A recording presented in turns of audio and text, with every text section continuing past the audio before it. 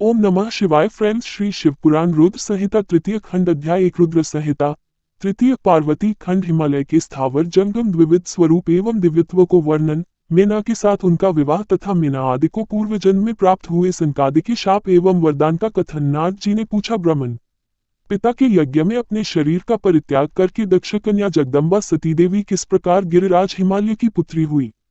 किस तरह अत्यंत उग्र तपस्या करके उन्होंने पुनः शिव को ही पति रूप में प्राप्त किया?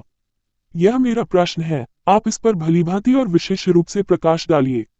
ब्रह्मा जी ने कहा, मुने नारद, तुम पहले पार्वती की माता के जन्म, विवाह और अन्य भक्तिवर्धक पावन चरित्र सुनो। मुनिश्रेष्ठ, उत्तर दिशा में पर्वतों का राजा हिमवान नामक महान पर्वत है, जो महातेजस्वी और समृद्धिशाली है। उसके दो रूप प्रसिद्ध हैं, एक स्थावर और दूसरा जंगम। मैं संक्षेप से उसके सूक्ष्म स्थावर स्वरूप का वर्णन करता हूँ। वह रमणीय पर्वत नाना प्रकार के रिलों का आकर खान है और पूर्व तथा पश्चिम समुद्र के भीतर प्रवेश करके इस तरह खड़ा है, मानो भूमंडल को नापने के लिए कोई मानदंड हो। वह नाना प्रकार के वृक्ष से व्याप्त है और अनेक शिखरों के कारण विचित्र शोभा से संपन्न दिखाई देता है। सिंह, व्याघ्र आदि पशु सदा सुखपूर्वक उसका सेवन करते हैं। हिम का तो वह भंडार ही है, इसलिए अत्यंत उग्र जान पड़ता है। भांति भांति के आश्चर्यजनक दृश्यों से उसकी विचित्र शोभा होती है।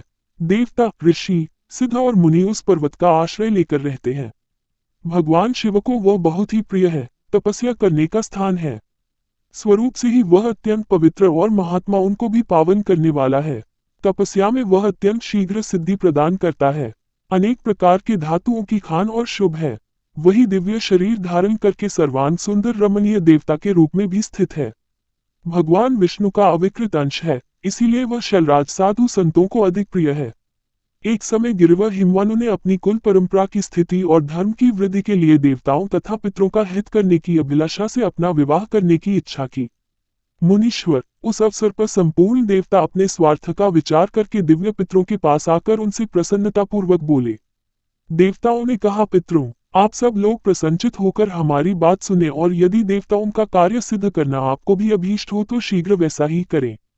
आपकी ज्येष्ठ पुत्री जो मीना नाम से प्रसिद्ध है, वह मंगलरूपिणी है। उसका विवाह आप लोग अत्यंत प्रसन्नतापूर्वक हिमवान पर्वत से कर दें। ऐसा करने पर आप सब लोगों को सर्वथा महान लाभ होगा और देवताओं के दुखों का निवारण भी पग पग पर होता रहेगा। देवताओं की यह बात सुनकर पितरों ने परस्पर विचार करके स्वीकृति दे दी और अपनी पुत्री मीना को विधिपूर्वक हिमालय के हाथ में दे दिया। उस परम मंगलमय विवाह में बड़ा उत्सव मनाया गया। मुनीश्वर नारद, मीना के साथ हिमालय के शुभ विवाह का ये सुखद प्रसंग मैंने तुमसे प्रसन्नतापूर्वक कहा है। अब और क्या सुनना चाहते हो? ओम नमः शिवाय। श्री शिवपुराण रुद्र संहिता तृतीय खंड अध्याय 2। नारद जी ने पूछा, विद्वान, अब आदर पूर्वक मेरे सामने मीना की उत्पत्ति का वर्णन कीजिए। उसे किस प्रकार शाप प्राप्त हुआ था, ये कहिए और मेरे संदेह का निवारण कीजिए। ब्रह्मा जी बोले, मुने, मैंने अपने दक्ष नामक जिस पुत्र की पहले चर्चा की है, उनके 7 कन्याएं हुई थी, जो सृष्टि की उत्पत्ति में कारण बनी। नारद, दक्ष ने कश्यप आदि श्रेष्ठ मुनियों के साथ उनका विवाह किया था। ये सब वृतांत तो तुम्हें विदित ही है। अब प्रस्तुत विषय को सुनो। उन कन्याओं में एक स्वधा नाम की कन्या थी, जिसका विवाह उन्होंने पितरों के साथ किया। स्वधा की 3 पुत्रियां थीं, जो सौभाग्यशालिनी तथा धर्म की मूर्ति थीं। उनमें से ज्येष्ठ पुत्री को नाम मेनक था। मंजली धन्या के नाम से प्रसिद्ध थी और सबसे छोटी कन्या का नाम कलावती था। ये सारी कन्याएं पितरों की मानसी पुत्रियां थीं, उनके मन से प्रकट हुई थीं। इनका जन्म किसी माता के गर्भ से नहीं हुआ था, अतएव ये योनिजा थी, केवल लोकव्यवहार से स्वधा की पुत्री मानी जाती थी। इनके सुंदर नामों का कीर्तन करके मनुष्य संपूर्ण अभीष्ट को प्राप्त कर लेता है। ये सदा संपूर्ण जगत की वंदनीय लोकमाताएं हैं और उत्तम अभ्युदय से सुशोभित रहती हैं।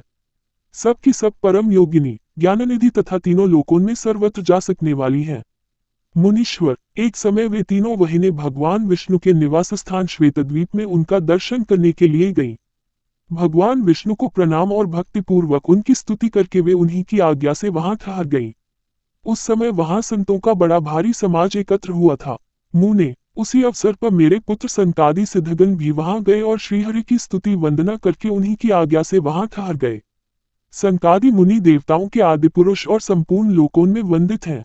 वे जब वहां आकर खड़े हुए, उस समय श्वेतद्वीप के सब लोग उन्हें देख प्रणाम करते हुए उठकर खड़े हो गए। परंतु ये तीनों बहिनें उन्हें देखकर भी वहां नहीं उठी।